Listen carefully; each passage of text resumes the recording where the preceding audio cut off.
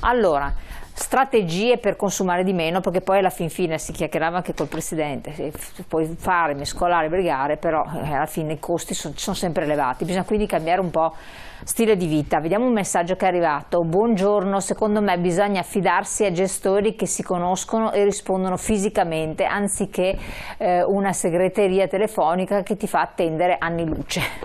Sì, può essere una strategia. Pienamente d'accordo, era uno dei consigli che davo prima nella scelta del fornitore, la presenza fisica di un ufficio, di uno sportello nel circondario, perché se ho delle difficoltà, anche semplicemente devo avere dei chiarimenti sulla lettura della bolletta, almeno posso interloquire con una persona che sicuramente mi darà maggiori risposte più approfondite, mi dedicherà un po' più di tempo di chi risponde invece tramite il call center, che poi possono dare risposte fino a un certo punto, poi devono sentire il loro supervisore e con i quali solitamente non si riesce ad ottenere un granché. Invece la presenza fisica è uno di quegli elementi che devono essere valutati per la scelta del fornitore, insieme al protocollo di conciliazione con le associazioni di consumatori, l'economicità dell'offerta e una certa credibilità, una certa referenza verificata tramite internet.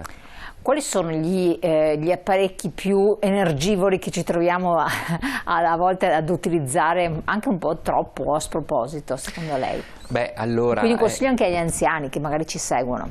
Certo, gli elettrodomestici che ormai fanno parte della nostra vita quotidiana e che ci aiutano ogni giorno in quelle incombenti che altrimenti dovremmo fare noi manualmente, sono quelli che naturalmente consumano più energia. Pensiamo alla lavatrice, alla lavastoviglie, il forno elettrico e l'aspirapolvere, tutti quanti gli attrezzi elettrici che vengono utilizzati ogni giorno nelle nostre case.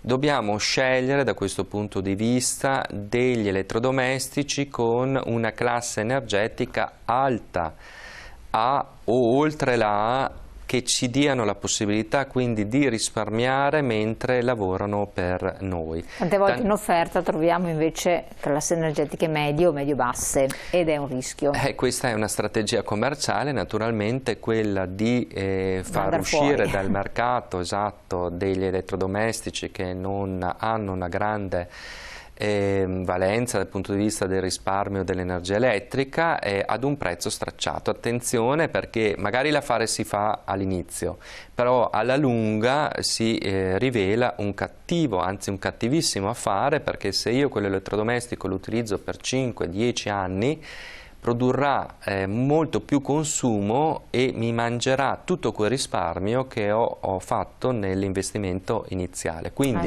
conviene, in base alle proprie disponibilità, fare una valutazione preliminare, investire qualche denaro in più per poi avere anche un risparmio spalmato nei vari anni. Comunque ricordiamoci che gli elettrodomestici li dobbiamo anche gestire in maniera intelligente, magari utilizzarli soprattutto quando l'energia elettrica costa meno nelle fasce orarie notturne. Infatti questo è importantissimo, quindi ferro da spiro, spegnerlo, stufetta elettrica non accenderla troppo, condizionatore spendete tantissimo se lo tenete troppo acceso. C'è un messaggio: mi sapete dire qualcosa dei gruppi di acquisto di energia che muovono grandi numeri di utenti e spuntano prezzi migliori? Secondo lei sono affidabili o sono le solite manovre dei grandi gestori?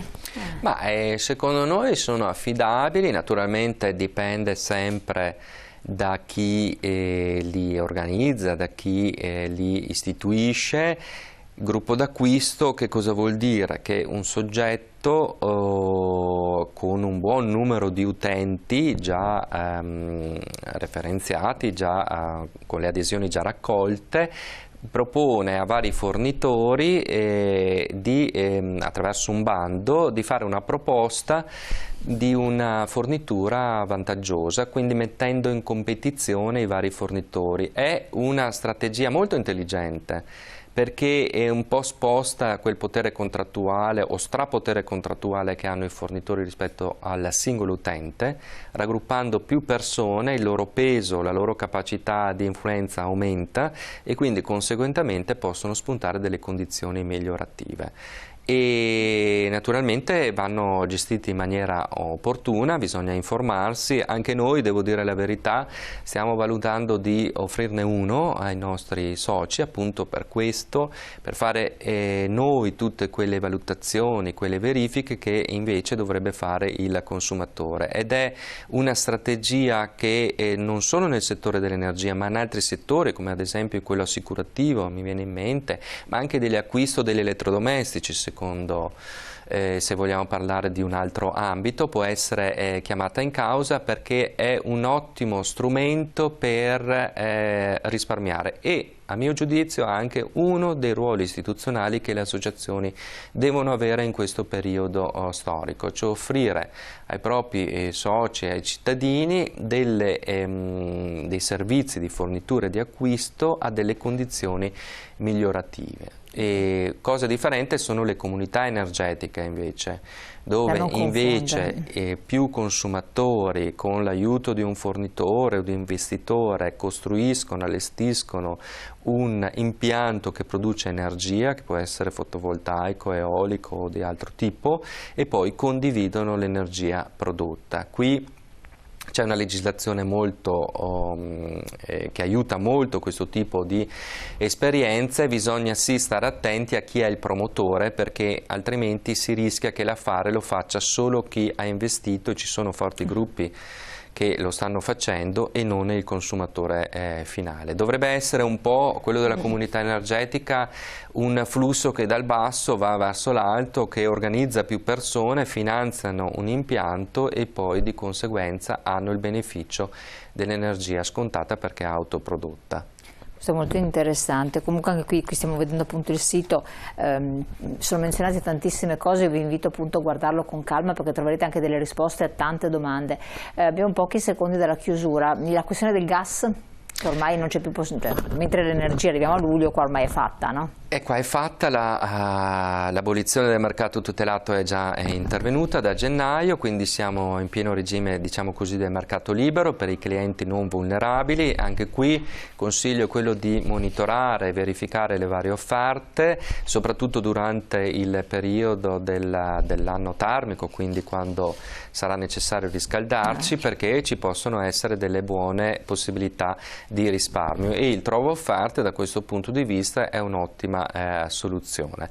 Volevo anche aggiungere, visto che abbiamo visto il nostro sito, che noi lo utilizziamo come strumento informativo anche per il consumatore. Nella sezione Parliamo di ci sono tutti gli approfondimenti, tutte le news che noi giornalmente pubblichiamo e aggiorniamo, e anche un servizio di newsletter gratuito a cui si può aderire iscrivendosi sempre dal footer del nostro sito, quindi approfittatene, che così ci teniamo in contatto. Eccolo qua, Parliamo di, e qui vediamo appunto i vari capitoli che anche, tra l'altro, abbiamo affrontato anche quest'oggi insieme, però se voi cliccate, entrate, troverete anche gli approfondimenti, e sono cose secondo me anche molto interessanti, perché voi siete organizzati anche a livello nazionale con delle indagini, con dei gruppi di indagine, di ricerca, di promozione che sono molto importanti e significativi. Avete peso anche nel dialogo con il governo quando vengono intraprese certe scelte, o non venite interpellati? No, veniamo interpellati, sicuramente è uno dei nostri ruoli istituzionali che a livello nazionale vengono esplicitati, ma che noi esplicitiamo anche a livello territoriale, ed è fondamentale, perché influenzare nel senso buono il legislatore o chi deve eseguire azioni politiche è a vantaggio dei cittadini, certo, naturalmente è un presidio anche di legalità e di democrazia che noi dobbiamo portare avanti. E allora, Presidente Davide Cecchinato, grazie di essere stato qui con noi, è stato come sempre chiarissimo. Avete visto, c'è tanta carne al fuoco, tante cose da sapere che a volte si trascurano, si danno per scontate, possono veramente dare una mano. Non disperatevi, andate da Diconsum e fatevi dare una mano, un aiuto, ci sono persone competenti e preparate che possono supportarvi e non farvi commettere peraltro errori. Affronteremo altri capitoli, voi scriveteci, ma più che altro scrivete direttamente all'Associazione Consumatori, così avrete le risposte direttamente da chi se ne occupa. Grazie ancora a lei di essere stato con noi, grazie a voi di averci seguito.